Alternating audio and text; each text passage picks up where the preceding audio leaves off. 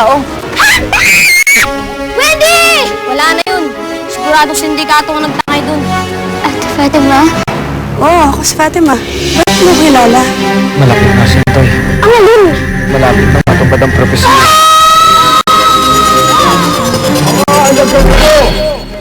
Hindi magtatagal. Sasakop na natin ang lindong ito. Lindo ng mga tao. Mga tagapagligtas, handa na ba kayong tanggapin ang kapalaran ninyo? Tama ka, Kuya Orius. Handa na kami maging! Panday Kids! Masaya ako't nakabalik kayo mga batang panday. Dinala kayo dito ng espada dahil handa na kayong tuparin ang tungkulin na ibinigay sa inyo ng tadhana. Kayo ang magiging daan upang wakasan ang kasamaan ni Lizardo.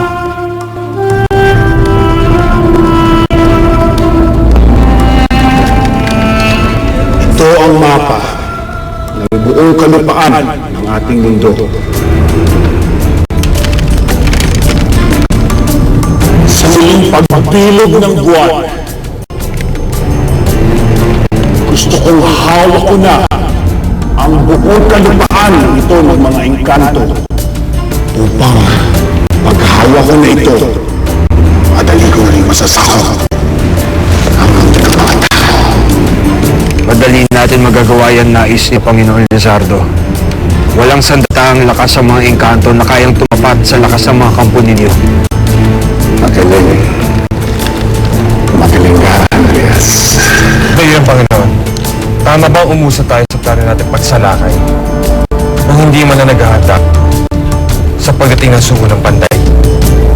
At sa Maria Makili, kahit nihigop niya ng kabataan niya, buhay pa rin siya. Pwede pa rin siya magbanta sa mga nais natin mangyari. Hindi na tayo dapat mag-aksaya ng panahon.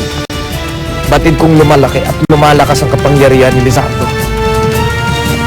Sasakupin niya na ang mundong pinanggalingan ko, pati na rin ang mundo ninyo. Tanging ang espada ng panday, yun lang ang makakatalo sa kapangyarihan ni Lizardo.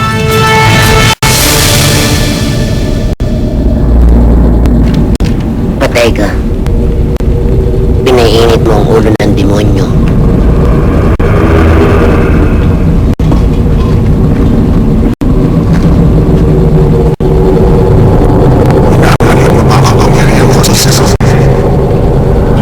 Hindi, Panginoon. Inutin niyo si Maria Makili!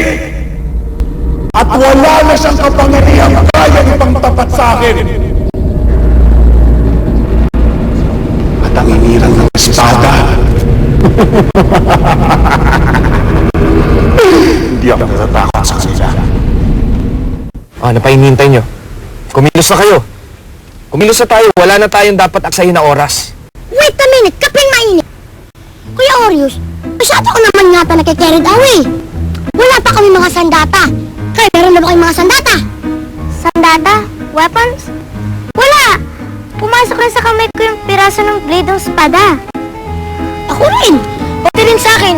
Wala pa rin po akong sandata. Wala akong interest sa kalabanin si Lizardo. Sandali. Dinala kayo ng espada sa akin, pero bakit hindi pa kayo handa? Ewan ko.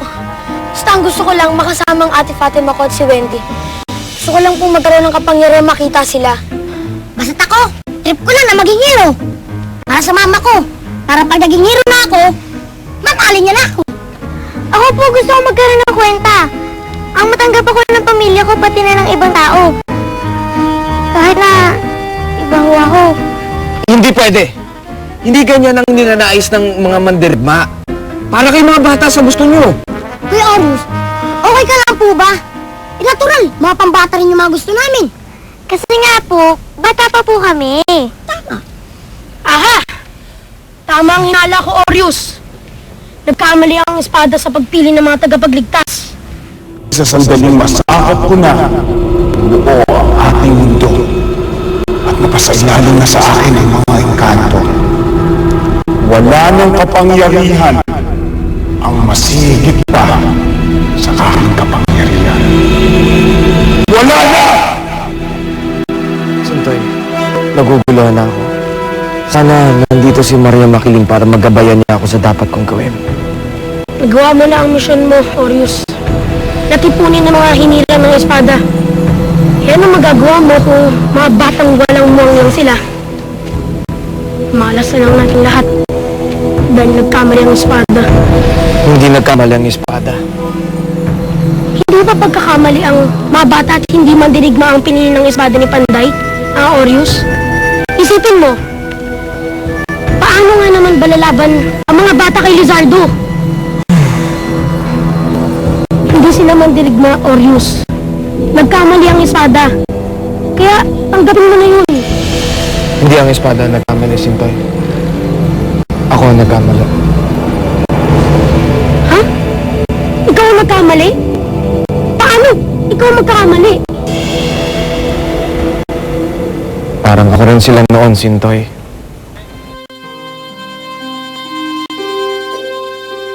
Makikita nyo, balang araw, ako ang magiging pinakamahusay na eskrimador. Dahil ako ang pinakamagaling, bibigay sa akin na tungkulin na bantayan ang espada ni Panday. Talaga lang, ha? Mas lampa ka pa nga sa akin, Taurus, eh. Tanggapin na lang natin na magiging tagahasa at tagapunan ng espada. Basta pag-uusayan ko, gagawin ko lahat para maging malakas. At kung mahina ako ngayon, magagawa ko maging malakas. Maniwala kayo, magiging mandirigmang eskrimador din ako. Hoy! Diba gusto mong maging mandirigmang eskrimador? Ha? Tignan natin.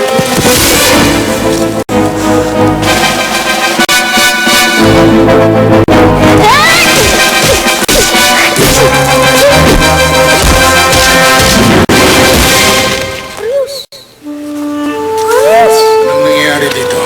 Itay, tulungan niyo po si Orius. Nagulpi po siya.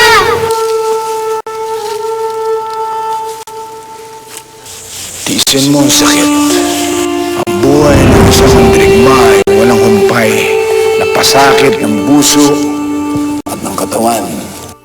Dahil dito, tumitibay siya, tumalakas, natututo. Pero guro, hindi po ako mandirigma. Tama si Cicero, isa lang po akong batang lampa. Walang pinapanganak na mandirigma. Pinipili ito. Hindi lahat ng tao ay gustong maging isang mandirigma dahil mahirap ito. Mahirap at masakit. Pero ikaw, Arius, pinili mo maging isang mandirigma. Ito na ang simula. Nagsimula na ang landas mo patungo sa pagiging isang mandirigmang eskrimador. Kaya yun din ang gagawin ko ngayon, Sintoy. Aalisin ko ang pagdududa sa mga bata. Pagkakatiwalaan ko sila sa kakayahan nila. Kung hindi pa sila mandirigma ngayon, huhubugin ko sila. Gagawin ko silang karapat-dapat sa tungkulin na binigay sa kanila. Sa ngalan ni Flavio, ang unang Panday. Sasanayin ko sila para maging isang mahusay na mandirigmang eskrimador. Baka tama yung unggoy. Nagkamali ang espada sa pagpili sa atin. Baka iniisip ni Kuya Horus ngayon kung paano kukunin sa atin mga peraso ng espada na masok sa balat natin. Hindi. Hindi pwede. Touch move na yon. Wala nang bawian. Sa akin na ito. At gagamitin ko ito para maging tagapagligtas. Paano nga? Kahit si Kuya Horus hindi alam kung anong gagawin sa atin. Ako alam ko.